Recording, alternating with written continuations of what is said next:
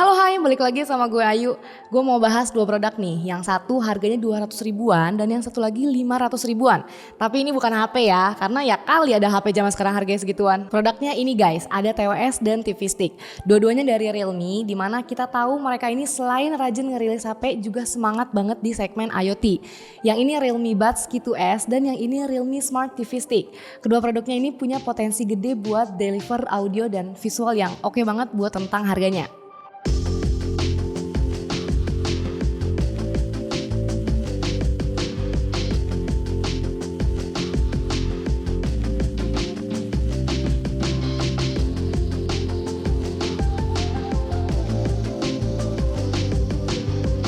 Yang pertama Realme Buds Q2S dulu nih. Ini adalah salah satu TWS low end terbaru dari Realme. Kita lihat boxnya, ini simple warna putih dengan penampakan TWS-nya di depan.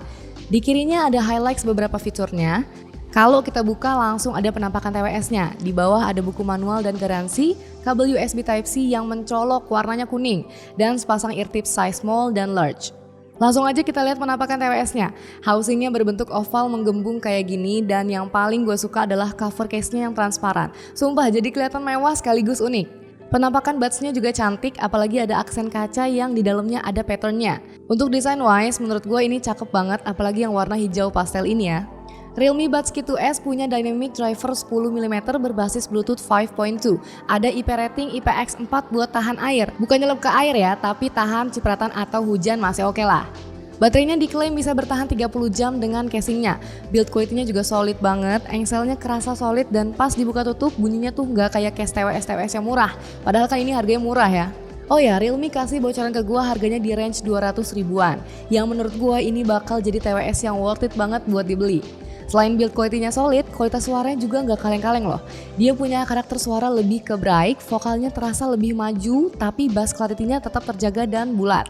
Asli, pertama kali gue cobain gue kira ini TWS bakal ada di range harga 400 sampai 500 ribuan. Dia juga punya fitur ENC atau Environment Noise Cancellation yang menurut gue ini udah cukup kedap. BTW just info aja kalau ENC dengan ANC itu beda. Kalau ENC bersifat pasif dan biasanya memblokir suara di bawah 40 desibel. Terus fitur ENC ini juga nggak punya transparency mode, tapi menurut gue ini juga udah cukup oke dan kedap. Dan mengingat juga harganya cuma 200 ribuan, dimana biasanya ini nggak ada fitur noise cancellation sama sekali untuk harga segini. Sisanya TWS ini punya dukungan Dolby Atmos buat nonton film, game mode dengan super low latency 88mm. Kalau disambungin ke Realme Link, kita bisa pilih 3 profil audio, ada Bass Boost Plus, Balance, sama Bright. Dan ENC-nya juga ngebantu banget buat teleponan. Sebagai contoh ini gue kasih video yang suaranya gue ambil dari mic TWS ini ya. Halo, ini hasil perekaman video. Kita pakai Realme Buds Q2S. Gimana hasilnya? Oke kan? Tuh lihat, lucu ya? Next produk satunya lagi nih, ini adalah Realme Smart TV Stick. Fungsinya buat jadiin TV konvensional jadi Smart TV. Kita lihat dulu paket penjualannya, ini kardusnya masih sama simple dengan warna putih dan gambar produknya di depan. Kita buka ada Smart TV Stick-nya, dapat kabel HDMI male to female, kabel USB-A to micro USB, kepala charger, remote dan 2 baterai A3. Terakhir buku manualnya, lengkap banget ya bos. Cara pakainya gum to the peel alias gampil, gampang banget. Tinggal colok smart stick-nya ke port HDMI di TV. Kalau susah, misal posisi portnya ngumpet, bisa pakai kabel HDMI male to female yang udah dikasih sama Realme. Nanti akan ada setup awal seperti ini.